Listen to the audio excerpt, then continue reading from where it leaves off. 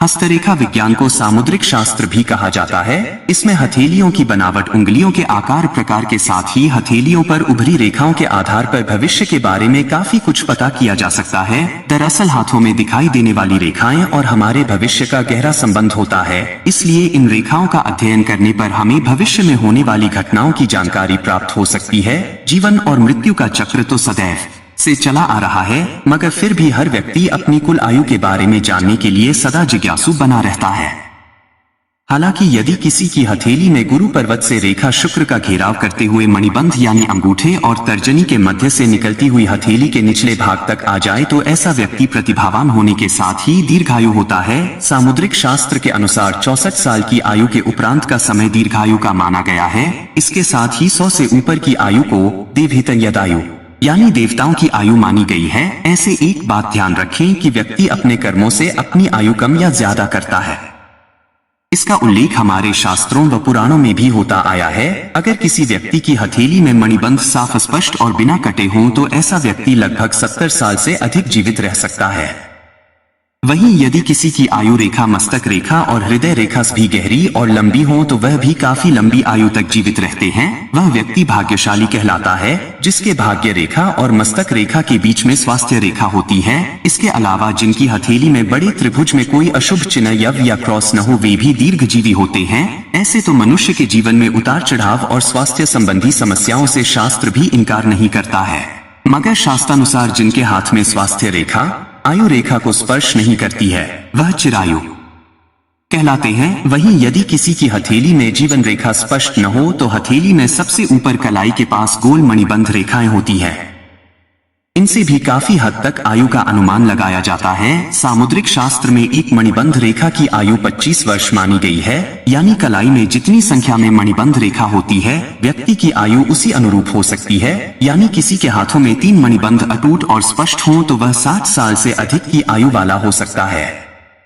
ध्यान देने वाली बात है कि किसी भी व्यक्ति के हाथ में मणिबंध रेखा अधिकतम 4 हो सकती है। हस्तरेखा से भविष्य देखने के लिए सबसे पहले अंगुलियों, अंगूठे और हथेली की बनावट देखनी चाहिए।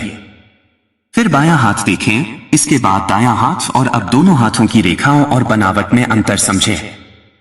फिर हथेली, कर पृष्ठ, नाखून, त्वचा, रंग, अंगुलियां, अंगूठा तथा कलाई आदि का परीक्षण करें। सभी ग्रह क्षेत्रों का अध्ययन करें, हर रेखा का एक एक करके अध्ययन करें। ध्यान रहे हाथों का अध्ययन जितनी गहराई और ध्यान से किया जाएगा भविष्य फल उतना ही सटीक बैठेगा। दाहिने हाथ की मुट्ठी बांधिए, हाथ के बाहरी ओर देखिए, कनिष्ठिका की ओर जितनी रेखाएं होंगी आपके उतने ही बच्चे होंगे। हथेली को अंगुली से जोड़ने वाली रेखा बच्चों की रेखा में नहीं गिनी जाएगी। वैसे आपके कितने बच्चे होंगे यह तो निर्भर करेगा आपकी व्यक्तिगत पसंद पर, परिवार नियंत्रण विधि पर तथा आपके किसी से मिलन अथवा विछोह पर। हस्तरेखा से भविष्य देखने के लिए सबसे पहले अंगुलियों, अंगूठे और हथेली की बनावट देखनी चाहिए। फिर बायां हाथ देखें, इसके बाद दायां हाथ और अब दोनों हाथों की रेखाओं और बनावट में अंतर समझें। फिर हथेली, कर पृष्ठ, नाखून, त्वचा, रंग, अंगुलियां, अंगूठा तथा कलाई आदि का परीक्षण करें।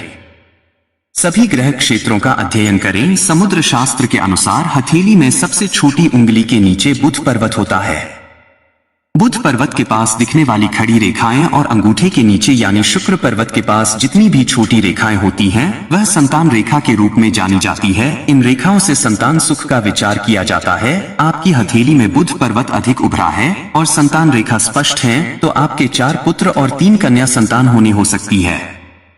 आपके बच्चे गुणवान और संस्कारी होंगे। हस्तरेखा विज्ञान के अनुसार हथेली में जितनी संतान रेखा अधिक उभरी और स्पष्ट होती है व्यक्ति को उतने ही संतान से अधिक स्नेह और सुख मिलता है।